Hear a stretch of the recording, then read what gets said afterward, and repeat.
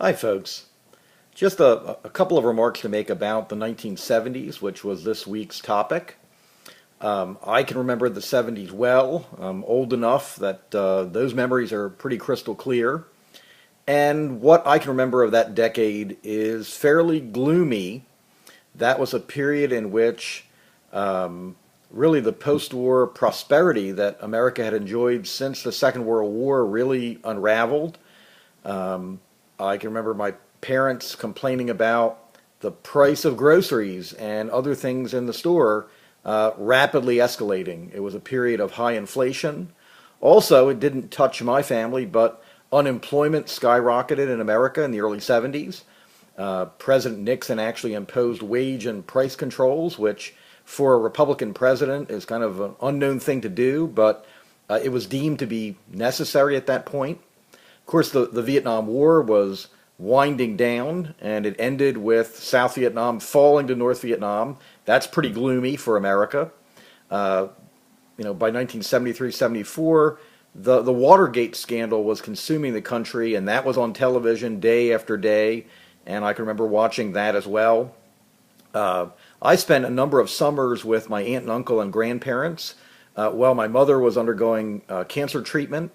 And I remember my uncle turning on the radio in the morning to listen to find out which gas stations actually had gasoline in Pennsylvania, where that part of my family lived. There was a shortage of fuel, and many stations simply would run out. And so people needed to know where they could buy gas in order to commute to work every day. Also, the state of Pennsylvania enacted odd even gas rationing. So, depending on what the number was on your license plate, you were only allowed to buy gasoline about half the time. And so people would, on those days, depending whether they had an odd or an even number on their plate, they would go line up sometimes for hours to try to fill their tank. And so, for a country that really had always assumed unlimited access to petroleum, this was very traumatic. Then also, I remember Jimmy Carter being president in the late 70s, and Carter was often kind of a gloomy figure. He was often delivering bad news to the country, and I remember my family sitting and watching the president give a presidential address in which Carter was wearing a sweater, and given the energy crisis, he told the American people that in order to conserve energy, we should all keep our thermostats during the day in our homes down to 62 degrees, which is a little bit chilly.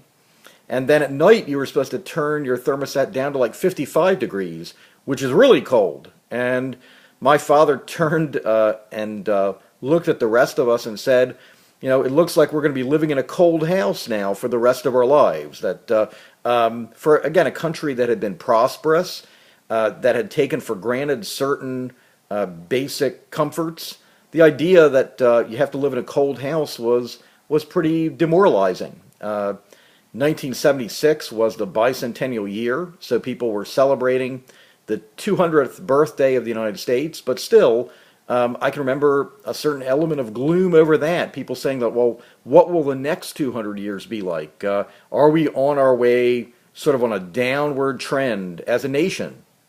However, I can remember also being with my aunt and uncle in eastern Pennsylvania that the neighbors that lived on three sides of my relative's farm were conservative Mennonites, and they didn't have a lot to do with my parents. They were kind of maintained separation with adults, but as children, we were allowed to play with the children, the neighbor kids, and those families spoke Pennsylvania German dialect. They spoke Deutsch, and they were not especially concerned by the problems of the 1970s. They maintained their own communities. They grew most of their own food.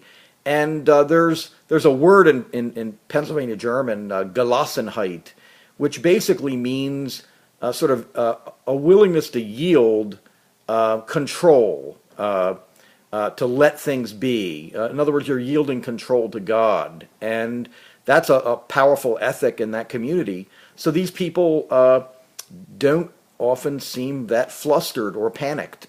They were very calm. And so to me, that was an interesting contrast between my parents and relatives and other people I knew who were very concerned, and a community of people who were very calm and very placid. And so different people have different memories of the 70s, but there's a great commonality, I think, in terms of that being a time in which the United States really was struggling. We had the 3 Mile Island disaster, which was the worst nuclear disaster in American history. That happened in the late 70s. So it seems like almost all the major events of certainly the second half of the decade tended to be pretty gloomy. So we're going to be moving into the 1980s next. Have a great weekend, and I'll see you on the other side.